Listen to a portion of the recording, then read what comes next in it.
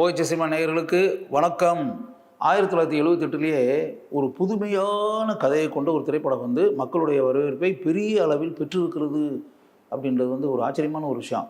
இப்போ நான் சொல்கிற விஷயத்தில் வந்து எந்த அளவுக்கு 1978 ஒரு புதுமையான ஒரு மேட்டர் எடுத்திருக்காங்கன்னு நினச்சி போகும்போது உங்களுக்கு ஆச்சரியமாக இருக்கும். அந்த புதுமையான கதை அப்படின்ற ஒரு விஷயம் இருக்கு இல்லையா, அந்த திரைப்படத்தினுடைய பேர் ஒரு வீடு ஒரு உலகம். இப்படி ஒரு படத்தை பற்றி நீங்கள் கேள்விப்பட்டீங்களா என்னன்னு தெரியாது. ஆனால் இப்படி ஒரு படம் வந்து டிஃப்ரெண்ட்டான கதையை மையமாக வைத்து எடுக்கப்பட்டது அப்படின்றதான். ஜி லலிதா அப்படின்றவங்க, அவங்க தான் அந்த திரைப்படத்துக்கு கதை எழுதியிருந்தாங்க. இந்த திரைப்படத்தினுடைய திரைக்கதை வசனத்தை எழுதியவர் வியட்நாம் வீடு சுந்தரம்.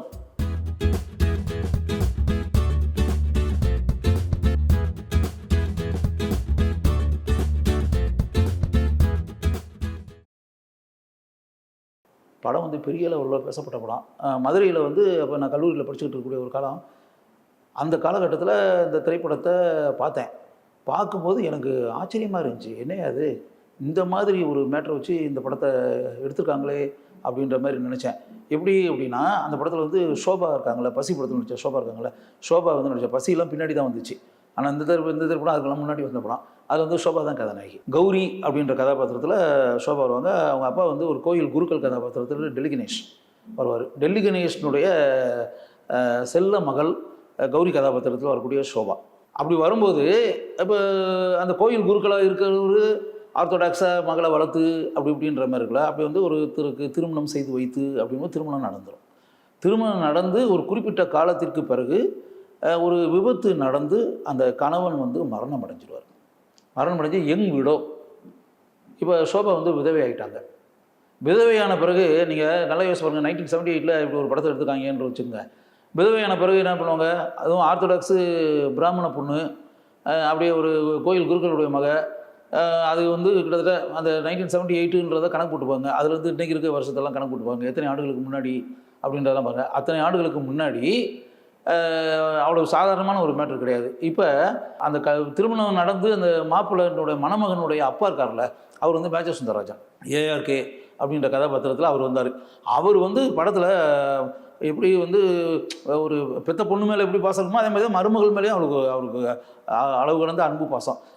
அந்த அளவுக்கு ரொம்ப அன்பு பாசத்தோட மருமகள் மேலே வச்சுருக்கவர். அந்த மருமகள் வந்து இப்போ இளம் விதவையாக மருமகள் இப்படி இருக்கலாமா அப்படின்ற மாதிரி நினைக்கக்கூடிய மாமனார் அந்த மருமகளுக்கு வேறொரு இளைஞனை பார்த்து திருமணம் செஞ்சு வைக்கிறாருங்க. இப்படி ஒரு கதையை 1978 உருவாக்கியிருக்காங்க பாருங்க. ரீமேரேஜ்.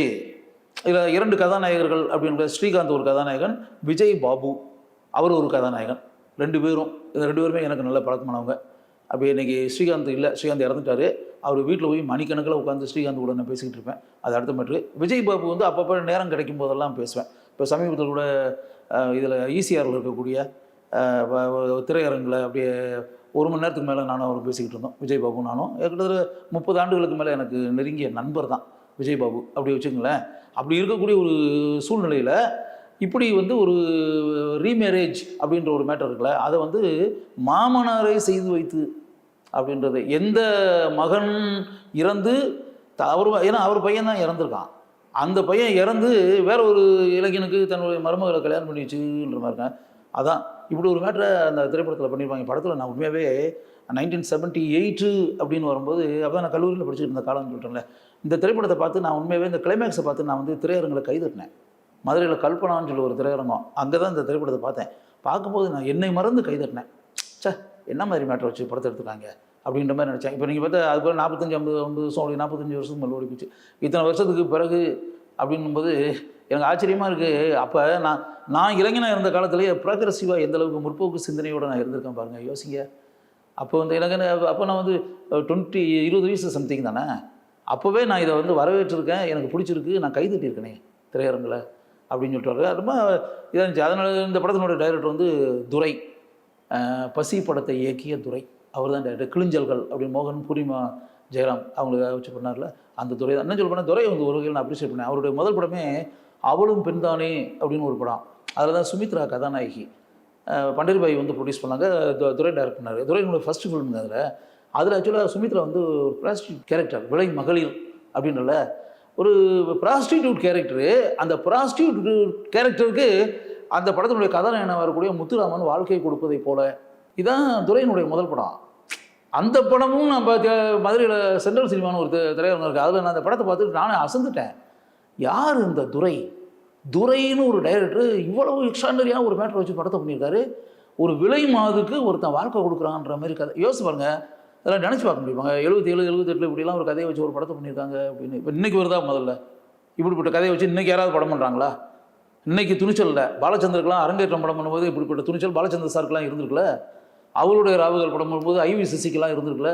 40 வருஷத்துக்கு முன்னாடி இருந்தவங்களுக்குலாம் இருந்த துணிச்சல் இன்றைக்கி இருக்க எத்தனை இயக்குநர்களுக்கு இப்படிப்பட்ட துணிச்சல் இருக்குது சொல்லுங்கள்? காலம் வளர்ந்துருச்சு, உலகம் எவ்வளவோ வளர்ந்துருச்சு, மனிதர்கள் எவ்வளோ மாறிட்டாங்க, மனிதர்களுடைய குணமெல்லாம் எவ்வளோ மாறிடுச்சு, எவ்வளோ முற்போக்கு சிந்தனைகள்லாம் வந்துருச்சு, பெண் விடுதலை, பெண்களுடைய முன்னேற்றம் அப்படி இப்படிலாம் சொல்கிறாங்கள. ஏன் அந்த மாதிரி படங்கள்லாம் இன்றைக்கி இருக்க இயக்குநர்கள் ஏன் அதிகமாக தொடாமல் இருக்காங்க? யோசிச்சு பாருங்கள். 45 வருஷத்துக்கு முன்னாடி எப்படி இவங்களாம் ப்ராக்ரெசிவாக எப்படி தொட்டாங்க இந்த இயக்குநர்கள்லாம்? கே பாலச்சந்தர், துரை, ஐவி சசி இப்படின்னா எப்படி தொட்டாங்க யோசிச்சு பாருங்கள் அப்படின்னு வச்சுங்க. அப்படி வரும்போது என்னென்னா, அந்த அவளும் பெண் தானே படம் பார்க்கும்போதே எனக்கு ஆச்சரியமாக இருந்துச்சு. அவளும் பெண் தானே, அவருக்கெல்லாம் விலை மாதா இருக்கலாம், ப்ராஸ்டியூட்டாக இருக்கலாம், இருக்கட்டும். அதனால அவளும் பெண் தானே, she is also a lady, she is also a woman, அப்படி அந்த பேட்டர்னில். அது வெற்றி, இந்த படம்லாம் வெற்றி படங்கள். அவளும் பெண் தானே வந்து வெற்றி படமாகி இந்த துரைன்ற அந்த டைரக்டரை பற்றி எங்கே பார்த்தாலும் பேசினாங்க.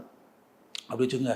அந்த துரை டைரக்ட் பண்ண படம் தான் ஒரு வீடு ஒரு உலகம் அப்படின்னு சொல்லிட்டு பெரிய லெவலில் பேசப்பட்டு அப்படின்னு வந்து மிகப்பெரிய லெவலில். அதுக்கப்புறம் பின்னாடி பசி படம் டைரக்ட் பண்ணி துரையை இந்த அளவுக்கு மக்கள் வந்து தலையில் வச்சு கொண்டாடினாங்கன்றதெல்லாம் வெற்றி படம் ஆகி நேஷனல் அவார்டே வாங்குச்சு.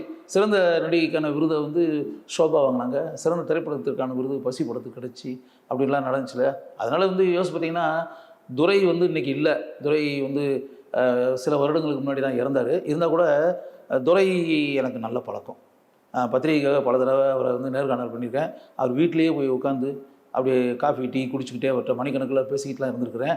அப்படிலாம் இருக்கும்போது அவர்கிட்ட வந்து இந்த திரைப்படங்களை பற்றிலாம் பாராட்டி புகழ்ந்து அவர்கிட்ட நான் பேசியிருக்கேன். அவளும் பெண்தானே திரைப்படத்தை பற்றி, பசி திரைப்படத்தை பற்றி, கிளிஞ்சல்கள் திரைப்படத்தை பற்றி, பர்டிகுலர்லி ஒரு வீடு ஒரு உலகம் அப்படின்ற அந்த திரைப்படங்களை, ஷோபா கதாநாயகர் நடித்த அந்த திரைப்படங்களை, இந்த திரைப்படத்தை பற்றி நான் வந்து இப்போ ரொம்ப பாராட்டி துரைக்கிட்ட சொன்னேன். சார் என்ன சார் இது, எத்தனையோ வருஷத்துக்கு முன்னாடி எப்படிப்பட்ட ஒரு மேட்டரை வச்சு படத்தை எடுத்துருக்கீங்க, அருமையான மேட்டர் சார். உண்மையாகவே நான் வந்து இப்போ இந்த கதையை பார்த்துட்டு அசந்துட்டேன். திரையரங்களை படத்தை பார்த்துட்டு, என்ன இப்படிலாம் ஒரு மேட்டரை வச்சு ஒரு படத்தை பண்ண முடியுமா, எந்த அளவுக்கு ஒரு ப்ரோக்ரெசிவான தாட்டோடு நீங்கள் இருந்திருக்கீங்க அப்படின்ற மாதிரிலாம் நான் மனசுக்குள்ளே ஆச்சரியத்தோடு உங்களை நினச்சி பார்த்தேன். இன்றைக்கி வந்து இத்தனை ஆண்டுகளுக்கு பிறகு நம்ம சந்திக்கிறோம், பேசுகிறோம் அப்படின்னு வரும்போது, இப்போவும் நீங்கள் பண்ண படத்தில் தி பெஸ்ட் ஃபிலிம் ஒரு இந்த படம் அப்படின்ற மாதிரி நான் சொன்னேன். ஒரு வீடு ஒரு உலகம் அந்த படம் வந்து ரொம்ப அருமையாக இன்றைக்கும் மனசுக்குள்ளே தங்கி இருக்குது. அதில் ஷோபா வந்து அப்படியே சாதாரணமாக என்ன கேஷுவல் பெர்ஃபார்மன்ஸு, ஷோபா என்ன இயல்பான காட்சி. அது மேஜர் சுந்தரராஜன் மாமனாராக வரக்கூடிய கேரக்டர் என்ன அருமையான இதில் வந்து மேஜர் சுந்தரராஜன் கேரக்டர் கதாபாத்திரம் அப்படி இப்படின்ற மாதிரிலாம் நான் சொல்லி ரொம்ப அப்ரிஷியேட் பண்ணி துரை சார்ட்ட சொன்னேன். வீட்டாம்பி சுந்தர சார்ட்ட கூட அவர் வீட்டில் சந்திச்சு, ராமன் ஸ்ட்ரீட் பாண்டிப சார் பக்கத்தில் அவர் வீட்டில் சந்திச்சு இதே இந்த மேட்ரு நான் அவர்கிட்டையும் புகழ்ந்து பேசியிருக்கேன். ஒரு வீடு ஒரு உலகம் இதுக்கு வந்து எப்படி ஸ்கிரிப்ட் டைலாக்லாம் எந்த அளவுக்கு வீட்டாம்பி சுந்தரம் எழுதியிருக்காரு அப்படின்ற மாதிரி மேட்டர்லாம் அப்படின்னு சொல்லிட்டு இன்னொன்று இப்போ பெருமைப்படக்கூடிய ஒரு விஷயம் இருக்குது. அந்த தமிழக அரசாங்கத்தினுடைய அந்த ஆண்டு இருக்குல்ல, இந்த படம் திரைக்கு வந்த வருஷம் இருக்குல்லையா, அதில் வந்து சிறந்த இயக்குனருக்கான விருது இயக்குனர் துரைக்கு ஒரு வீடு ஒரு உலகம் திரைப்படத்தை இயக்கியதற்காக கொடுக்கப்பட்டது. அது பெரிய விஷயம் தானே. ஒரு அருமையான கதையை மையமாக வைத்து ஒரு திரைப்படத்தை இயக்கியதற்காக தமிழக அரசாங்கத்தினுடைய சிறந்த இயக்குனருக்கான விருது துரைக்கு கிடைச்சிருக்குன்றது உண்மையாகவே பெருமைப்படக்கூடிய ஒரு விஷயம். காலம் கடந்து ஓடி போச்சு. எத்தனையோ வருடங்களுக்கு முன்னால் எப்படிப்பட்ட முற்போக்கு சிந்தனையுடன் ஒரு திரைப்படம் எடுக்கப்பட்டு இருக்கிறது. இயக்குனர் துரை எந்த அளவுக்கு மிகவும் அருமையான ஒரு திரைப்படத்தை ஷோபாவை கதாநாயகியை வச்சு எடுத்திருக்காரு அப்படின்றத நீங்கள் கட்டாயம் தெரிந்து கொள்ள வேண்டும். இந்த வீடியோ உங்களுக்கு பிடிச்சிருந்தா லைக் பண்ணுங்க, ஷேர் பண்ணுங்க, கமெண்ட் பண்ணுங்க. மறக்காம OH சினிமா சேனலுக்கு சப்ஸ்கிரைப் பண்ணுங்க.